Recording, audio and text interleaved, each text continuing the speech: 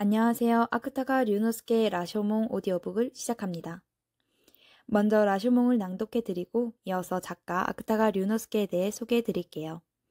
마지막으로는 일본인 친구와 함께 짧은 인터뷰도 진행하겠습니다. 그럼 지금부터 라쇼몽을 함께 들어보시죠. 어느 날 저물녘의 일이었다. 하인 한 명이 라쇼몽 밑에서 비가 그치기를 기다리고 있었다. 넓은 문 밑에 이 남자 외에는 아무도 없었다. 단지 여기저기 붉은 칠이 벗겨진 커다란 원기둥에 귀뚜라미가 한 마리 앉아있을 뿐이었다. 라쇼몽이 주작대로에 있는 이상 이 남자 외에도 비를 피하는 안악이나 장정이 두어 명 있을 법도 했다.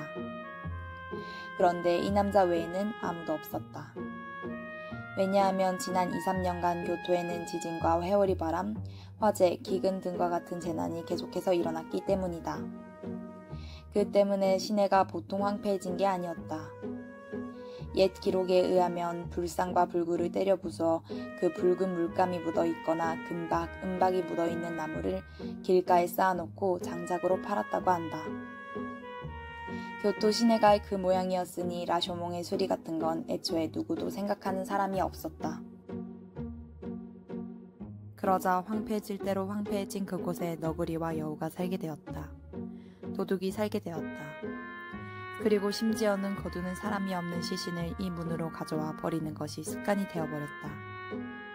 그래서 해가 들어가면 으스스한 기분이 들어 그 누구도 이 문 근처에 다가가지 않게 되어버린 것이다. 그 대신 까마귀만이 어디선가 헤아릴 수도 없이 많이 모여들었다. 낮이면 그 까마귀들이 울어대면서 용마루 끝부분을 둥글게 맴돌며 날아다니는 것이 보였다. 특히 문 위의 하늘이 석양으로 빨갛게 물들 때면 그것이 깨를 뿌려 놓은 것처럼 선명하게 보였다. 물론 까마귀는 문 위에 있는 시체의 고기를 뜯어먹으러 온 것이다. 그런데 오늘은 시간이 늦어서인지 한 마리도 보이지 않는다. 그저 곳곳이 무너져 내린 그리고 그 무너진 틈으로 풀이 길게 자라난 돌계단 위에 까마귀의 똥이 점점이 하얗게 눌러붙어 있는 것이 보일 뿐이었다. 하인은 7단 있는 돌계단의 가장 윗단에 빛이 바랜 감색 곁옷에 엉덩이를 붙이고 오른쪽 뺨에 난 커다란 여드름에 신경을 쓰며 멍하니 내리는 비를 바라보고 있었다. 작자는 조금 전 하인이 비가 그치기를 기다리고 있었다라고 적었다. 하지만 비가 그친다 해도 하인은 특별히 어떻게 해야겠다는 목적이 있는 것도 아니었다. 평소 같았으면 두말할 필요도 없이 주인집으로 돌아갈 것이었다. 그런데 그 주인으로부터 4~5일 전에 그만두라는 말을 들었다. 앞서도 말한 바와 같이 당시 교토의 거리는 보통 세미한 것이 아니었다. 지금 이 하인이 오랫동안 일해왔던 주인집에서 쫓겨난 것도 사실은 그 쇠미의 조그만 여파에 지나지 않았다. 따라서 하인이 비가 그치기를 기다렸다고 말하기보다는 비에 발이 묶인 하인이 갈 곳이 없어서 어쩔 줄을 몰라 하고 있었다라고 말하는 편이 더 적절하겠다. 게다가 오늘 날씨마저 이 해이한 시대의 하인의 센티멘털리즘에 적잖은 영향을 주었다. 신시가 지날 무렵부터 내리기 시작한 비는 아직도 그칠 기미가 보이지 않는다. 때문에 하인은 무엇보다도 당장 내일의 생활을 어떻게 해보려고, 다시 말하자면 어떻게 해볼 수 없는 일을 어떻게 해보려고 덧없는 생각을 하며 아까부터 주작대로에 내리는 빗소리를 멍하니 듣고 있었던 것이다. 비는 라쇼몽을 둘러싸고 멀리서부터 쏴 하는 소리를 모아왔다. 땅거미는 하늘을 점점 낮게 드리워 올려다보면 문의 지붕이 비스듬하게 솟아오른 용마루로 무겁고 어두운 구름을 떠받치고 있었다. 어떻게 해볼 수도 없는 일을 어떻게 해보기 위해서는 수단을 가릴 여유 같은 건 없었다. 그런 걸 가린다면 담벼락 밑이나 길바닥의 흙 위에서 굶어 죽을 수밖에 없을 것이다. 그러면 이 문 위로 들려와서 개처럼 버려질 뿐이다. 가리지 않는다면 하인의 생각은 몇 번이나 같은 길을 배회하다 드디어 이곳에 봉착하게 되었다. 하지만 그 않는다면은 결국 어디까지나 않는다면이었다. 하인은 수단을 가리지 않아야겠다는 사실을 긍정하면서도 그 않는다면이라는 생각을 끝맺히기 위해서는 당연히 그 뒤에 와야 할 도둑이 될 수밖에 달리 방법이 없다는 사실을 적극적으로 긍정할 만큼의 용기가 나지 않았다.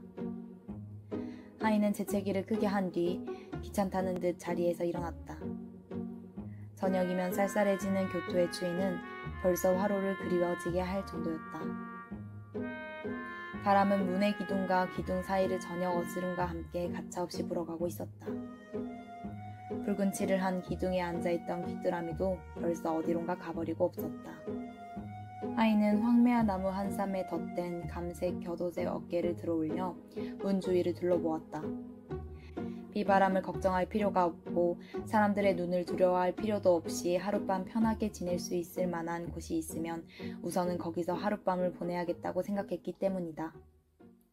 그 순간 다행스럽게도 문 위에 망루로 올라가는 폭이 넓은 역시 붉은 칠이 되어 있는 사다리가 눈에 들어왔다.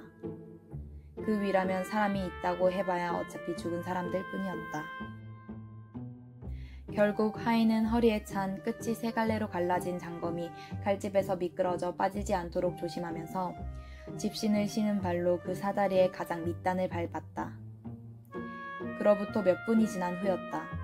라쇼몽의 누각 위로 오르는 폭이 넓은 사다리의 중간쯤에 한 남자가 고양이처럼 몸을 웅크리고 숨을 죽인 채 위쪽을 살펴보고 있었다.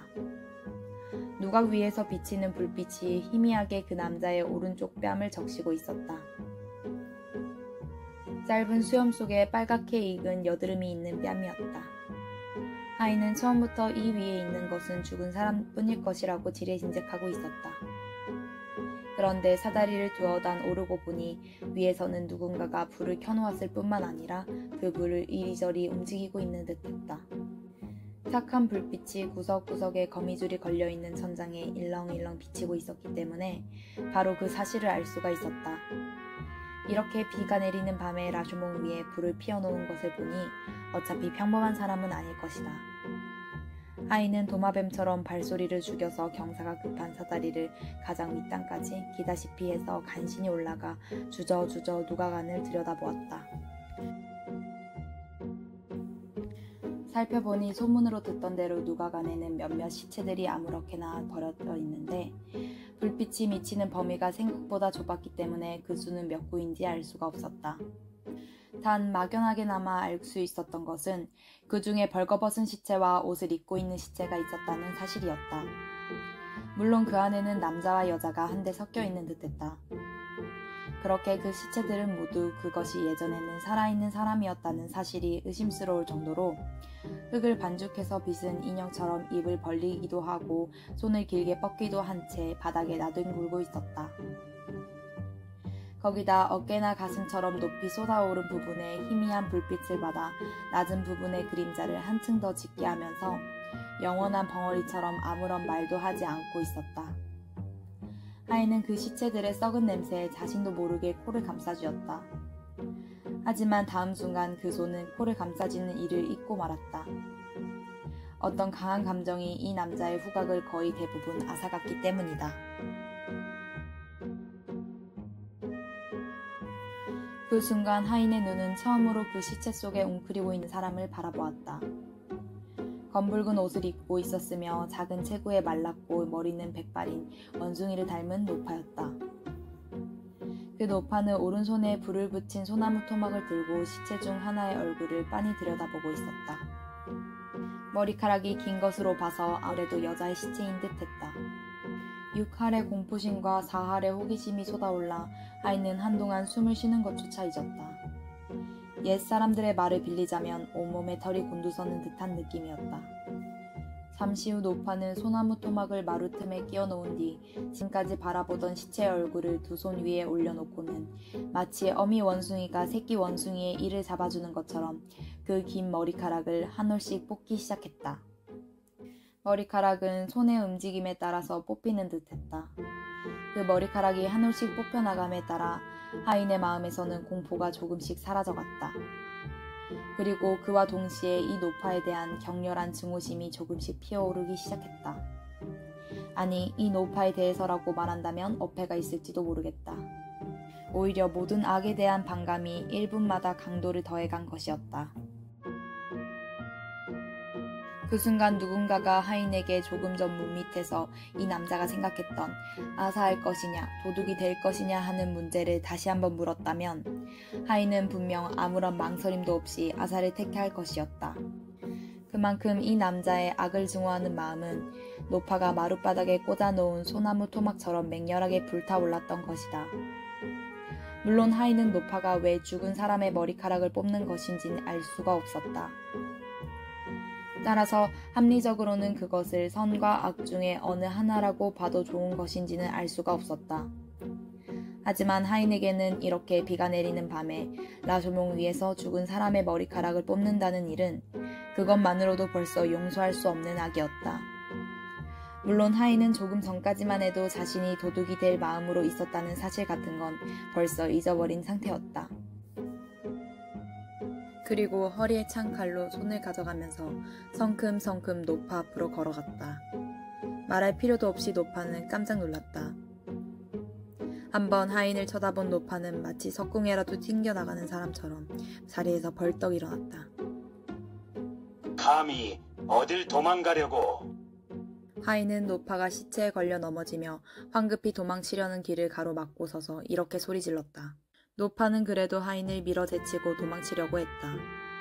하인은 그런 노파를 놓치지 않으려고 원래 있던 곳으로 밀어냈다. 두 사람은 시체 속에서 한동안 아무런 말도 하지 않고 서로를 붙들고 있었다. 하지만 승패는 처음부터 뻔한 것이었다. 결국 하인은 노파의 팔을 잡아 비틀어 억지로 그 자리에 쓰러뜨렸다. 마치 닭의 발처럼 뼈와 거죽만 남아있는 팔이었다.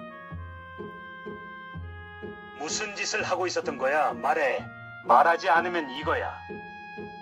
노파를 집어던진 하인은 갑자기 칼집에서 칼을 꺼내 하얀 칼날을 그 눈앞에 들이밀었다. 그래도 노파는 입을 다물고 있었다. 두 손을 부들부들 떨며 어깨로 숨을 헐떡이며 눈알이 눈 밖으로 튀어나올 것처럼 눈을 둥그렇게 뜬 채 벙어리처럼 끈질기게 입을 다물고 있었다. 그 모습을 본 순간 하인은 처음으로 이 노파의 생사가 완전히 자신의 의지에 지배받고 있다는 사실을 명백히 의식하게 됐다. 그리고 그 의식이 지금까지 맹렬하게 불타오르던 증오심을 어느샌가 식혀버리고 말았다. 뒤에 남은 것은 그저 어떤 일에 착수해서 그것을 원만하게 성취했을 때 느낄 수 있는 자부심과 만족감 뿐이었다. 그랬기에 하인은 노파를 내려다보며 조금 부드러워진 목소리로 이렇게 말했다. 나는 개비시가 아니요. 지금 막 문밑을 지나던 나그네예요. 그러니 당신을 오랏줄로 묶어 어떻게 하려는 게 아니오. 단지 지금 여기에서 무엇을 하고 있었는지 그것만 이야기해주면 되겠소. 그러자 노파는 커다랗게 뜬 눈을 한층 더 커다랗게 뜨고 가만히 그 하인의 얼굴을 들여다보았다. 눈꺼풀이 새빨개진 육식 조류처럼 날카로운 눈으로 바라본 것이었다. 그런 다음 주름 때문에 코와 거의 하나가 되어버린 입술을 마치 무언가를 씹을 때처럼 움직였다. 가느다란 목으로 날카로운 울대뼈가 움직이는 것이 보였다. 그때 그 목에서 까마귀가 우는 듯한 소리가 헐떡헐떡 하인의 귀에 들어왔다. 이 머리카락을 뽑아서 가발을 만들 생각이었어. 노파의 대답이 뜻밖에도 평범한 것이었기에 하인은 실망했다. 그리고 실망감과 동시에 조금 전에 그 증오심이 차가운 모멸감과 함께 다시 마음속으로 스며들기 시작했다. 그러자 그런 기색이 상대방에게도 전달된 것일까? 노파는 한 손에 아직도 시체의 머리에서 빼앗은 긴 머리카락을 든 채 두꺼비가 중얼거리는 듯한 목소리로 웅얼거리며 이런 말을 들려주었다. 그래, 맞아. 죽은 사람의 머리카락을 뽑는 것은 누가 뭐래도 나쁜 짓일지 몰라. 하지만 여기 있는 시체들은 모두 그 정도의 일을 당해도 상관없는 사람들 뿐이야. 지금 내가 머리카락을 뽑은 여자는 뱀을 4촌 정도 되게 자른 다음 그 말린 것을 마른 생선이라며 병영에 팔려 다녔지. 역병에 걸려 죽은 걸 보니 얼마 전까지만 해도 팔러 다녔던 모양이군. 게다가 이 여자가 파는 마른 생선은 맛이 좋다고 소문이 나서 병사들이 거르지 않고 반찬으로 샀다고 하더군. 나는 그 이 여자가 한 일을 나쁜 짓이라고는 생각하지 않아. 그렇게라도 하지 않으면 굶어 죽을 판이니 어쩔 수 없이 한 일이겠지. 그러니 지금 내가 한 일도 나쁜 짓이라고는 생각할 수 없을 거야. 이 짓도 하지 않으면 굶어 죽을 판이기에 어쩔 수 없이 하는 일이니까 말이야. 아니 그 어쩔 수 없는 일을 잘 알고 있는 이 여자도 틀림없이 내가 한 짓을 관대하게 봐줄 거야. 노파는 대충 이런 의미의 말을 했다. 하이는 칼을 칼집에 꽂고 그 칼자루를 왼쪽으로 잡은 채 냉담한 표정으로 이 이야기를 듣고 있었다. 물론 오른손으로는 뺨에 빨갛게 농 익은 커다란 여드름을 만지작거리며 그런데 이 이야기를 듣고 있는 동안 하인의 마음에는 어떤 용기가 솟아올랐다. 하인은 굶어 죽을 것인지 도둑이 될 것인지 망설이지 않았다. 당시 이 남자의 마음 상태를 말하자면 굶어 죽는다는 것은 거의 생각할 수조차 없을 정도로 의식 밖으로 내몰린 상태였다. 그게 사실인가? 노파의 말이 끝나자 하인은 비웃는 듯한 목소리로 일침을 가했다. 그리고 한 발 앞으로 나가 느닷없이 여드름을 만지작거리던 오른손으로 노파의 멱살을 잡고 대들듯이 이렇게 말했다. 그렇다면 내가 강도짓을 해도 원망하지는 않겠군. 나 역시 그렇게라도 하지 않으면 굶어 죽을 몸이니. 하인은 날렵한 손놀림으로 노파의 옷을 벗겨냈다. 그리고 다리를 잡고 늘어지려는 노파를 거칠게 차서 시체 위로 쓰러뜨렸다. 사다리가 있는 입구까지는 겨우 5걸음 정도밖에 떨어져 있지 않았다. 하인은 벗겨낸 검붉은 옷을 옆구리에 낀 채 눈 깜짝할 사이에 경사가 급한 사다리 밑으로 내려갔다. 한동안 죽은 사람처럼 쓰러져 있던 노파가 시체들 속에서 벗은 몸을 일으킨 것은 그로부터 얼마 지나지 않아서였다.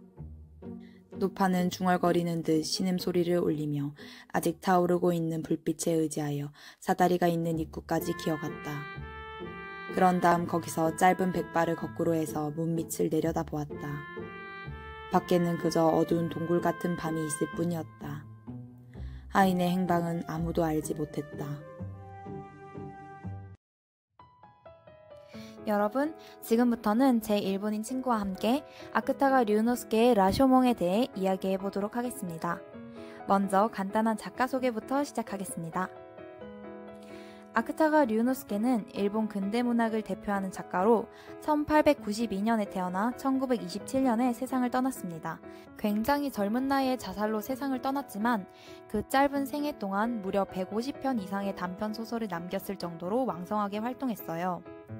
그의 작품은 고전 문학, 불교 설화, 역사적 배경 등을 바탕으로 하면서도 그 속에 인간의 내면과 도덕, 위선, 심리적인 갈등을 날카롭게 파고드는 특징이 있습니다.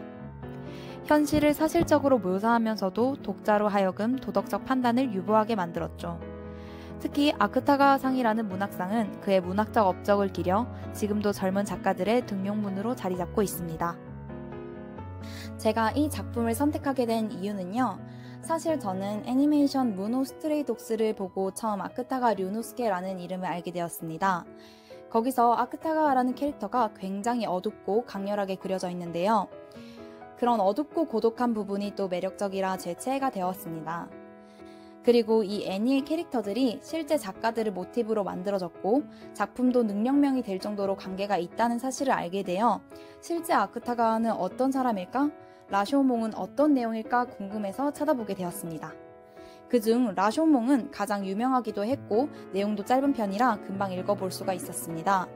읽고 나서는 짧지만 굉장히 여운이 깊었고 며칠 동안 계속 생각이 맴돌아서 이번 오디오북의 첫 작품으로 정하게 되었습니다. では本格的なインタビューを始めましょうか。天音さん、自己紹介をお願いします。こんにちは。京肥大学韓国語学科の中村天音です。天音さんは芥川龍之介を知ってますか？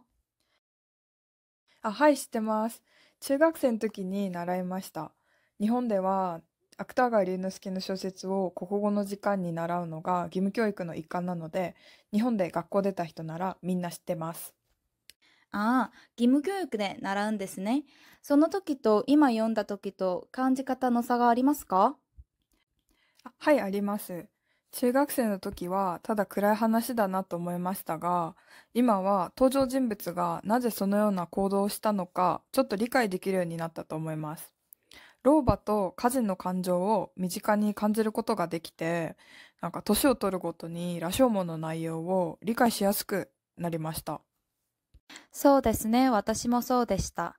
最初は家人が泥棒を選択するのが単に悪いと思いましたが、今はその心情が何か理解できるようです。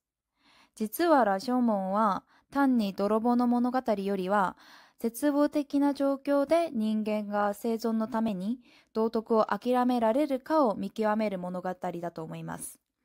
主人公の歌人が結局両親より生存を選択する瞬間が、私たち自身を振り返られるようになる瞬間だと思います。羅生門以外で芥川の作品を読んだことがありますか？はい、あります。花と地獄編を読んだことがあります。芥川龍之介は人間の内面を繊細に表現する作家だと私は思います。芥川龍之介の作品は読んだ後はちょっとモヤモヤするんですけど、それがむしろずっと考えさせられる特徴だと思います。そうですね。芥川の作品は読者に正解を考えさせて、もっと印象に残りますね。天音さんは最後、歌人の選択に対してどのように思いますか？正直に言って最後の歌人の行動によってこの作品がもっと怖いなと感じました。私たちはいつも正しい選択をしていると信じていますが、実際歌人のような極限状態になると私たちもどのような行動をするかわかりませんよね。そういったところで羅生門は単なる昔話ではなく、今でも相変わらず意味のある物語であり、私たちに質問を投げかけてくれる小説だと思います。私でもそのような状況に立ち入ったら、正直どう行動しなくちゃならないかわかりませんね。避難するにしても、その状況によって違いますよね。では、インタビューはここまでにします。ありがとうございました。天音さん、お疲れ様。はい、お疲れ様でした。ありがとうございます。 지금까지 아크타가 류노스케의 라쇼몽을 함께 읽고 일본 친구와 이야기 나눠보았습니다. 단편 소설 한 편이지만 그 안에 담긴 인간의 본성과 도덕, 생존의 문제는 오히려 우리 현실에 더 가까운 이야기 같다는 생각이 들었습니다. 여러분도 이 작품을 통해 스스로의 선택과 양심에 대해 잠시 생각해보는 시간이 되었길 바랍니다. 들어주셔서 감사합니다.